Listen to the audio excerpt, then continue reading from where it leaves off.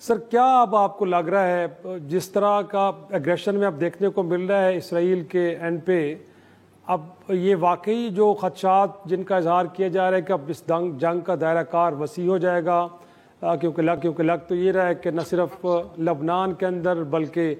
Yemen के अंदर हौसियों को भी निशाना बनाया जा रहा है। और फिर यूएनजे की जो स्पीच आपने उसका एक ग्लिम्स आपने देखा है कि नेतन्याहू साहब फरमा रहे हैं कि ईरान में भी कोई जगह ऐसी नहीं है कि जो उनकी दस्तरस से बाहर हो, तो गोया कि ईरान ने भी कुछ किया तो उसका जवाब दिया जाएगा। और इस दौरान हमने देखा है कि इस्माइल हानिया को भी वहीं पे शहीद किया गया। तो लग रहा है सर कि अब ये जंग बढ़ेगी। देखिए जंग का दायराकार तो ऑलरेडी बढ़ चुका है। पिछले अगर 10 दिन के देखें तो इसराइल ने न सिर्फ जो है लेबनान पे हमला किया है बल्कि जो है यमन पे भी उसने कई हमले किए हैं। और देखिए दायराकार तो बहुत पहले से बढ़ता हुआ नजर आ रहा था। इस वक्त जो सूरत हाल और संगीन होती जा रही है, न सिर्फ ये कि उन्होंने हिजबुल्लाह के जो रहनुमा थे उनको जो है उन्होंने शहीद किया और बहुत सारे हिजबुल्लाह के लोगों को भी उन्होंने शिकार बनाया, लेकिन असल अब तो सूरत हाल उससे और आगे बढ़ गई है। अभी जो खबरें आ रही हैं उसमें ये थी कि इजराइल की फौजें जो है ग्राउंड इन्वेजन के लिए भी तैयार हैं लेबनान में जाने के लिए, और मेरा ख्याल ये कि 1-2 कार्रवाइयाँ ऑलरेडी कर चुके हैं ग्राउंड पे। तो अब ये दायरा कार तो इसका बढ़ता जाएगा, क्योंकि ऐसा ही लगता है कि जो सूरत हाल गाजा में बन के आई है, 1 साल होने का है इसराइल के वहाँ पे जो जेनोसाइडल वॉर है उसको 1 साल का अर्सा होने गया है। तकरीबन 40,000 लोग वहाँ पे शहीद हो चुके हैं, लेकिन उनको वो उस तरह की खातिर ख्वाह कामयाबी वहाँ पे नसीब नहीं हुई है। और मेरा ख्याल यही कि इसी की वजह से जो है अब इजराइल चाहता है कि इस चीज़ को आगे बढ़ाया जाए।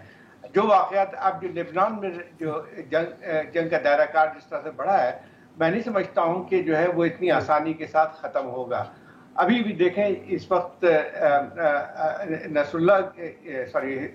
हिजबुल्लाह के जो क़याद थे उनके बाद जो नई क़यादत आई है वो उसने भी ये कहा है कि उन्होंने जंग तो है वो ख़त्म नहीं होगी, वो सरेंडर नहीं करेंगे। और इनकी जो इजराइल की अपनी पूरी एक कोशिश है, और मेरा ख्याल ये कि इसके इजहार भी जो प्राइम मिनिस्टर नेतन्याहू है इसराइल के, उन्होंने किया भी था कि वो चाहते हैं कि हिजबुल्लाह अब सरेंडर करे और हमास सरेंडर करे, उसके बाद ही ये जंग खत्म हो सकती है। और मेरा ख्याल ये है कि उनकी पूरी कोशिश ये है कि किसी तरह से ईरान को भी इस जंग में दायराकार में लेके आया जाए। पहले भी उन्होंने कोशिश की थी, लेकिन ईरान ने अब तक रिस्ट्रेन का सबूत दिया, लेकिन ये ज्यादा अर्से तक ये सूरत हाल बरकरार नहीं रहेगी, क्योंकि ईरान को भी बहुत चैलेंजेस का सामना है। अगर इस किस्म की कार्रवाइयाँ आगे बढ़ती हैं और ईरान पे भी किसी तौर पे जो है उसका इजराइल जो है अपना दायराकार बढ़ाता है, तो फिर ईरान के लिए भी चारा नहीं रहेगा कि वो इस चीज़ को इसका जवाब दे। और मेरा ख्याल ये कि बहुत ही खतरनाक सूरत हाल है। और एक बुनियादी वजह जो है आप नजर आती है खासतौर पे